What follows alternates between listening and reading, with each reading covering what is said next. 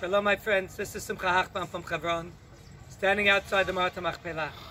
This Shabbat, we return to the beginnings of all beginnings.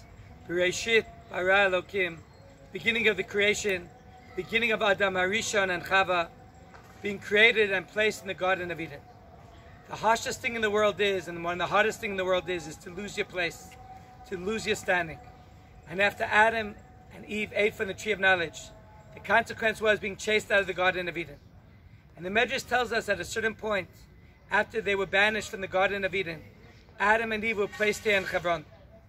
And Adam, very, very, very much longing and yearning to go back to his place, comes here to the Maarat HaMachpela.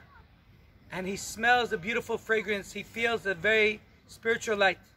And it's something that reminds him of the light that existed and the smell that existed back in paradise. And at that point he says, I want to go back to the Garden of Eden. And he starts to dig right outside here, the Maarat HaMachpela. So a heavenly voice says, stop. Past this point you can't come.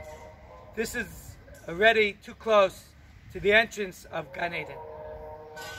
Each and every one of us, over this past few months, and since the outbreak of Corona, a little bit feel like we've lost our Garden of Eden.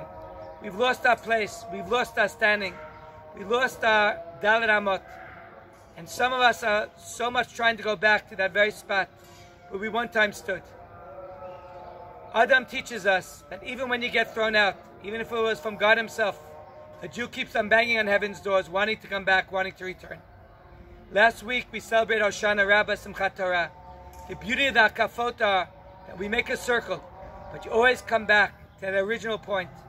The Jew always goes back to the original place of his standing. Let us this Shabbat go back to Gan Eden Mikedem, to the original paradise. We should all be able to enjoy and not just go back to life the way it was.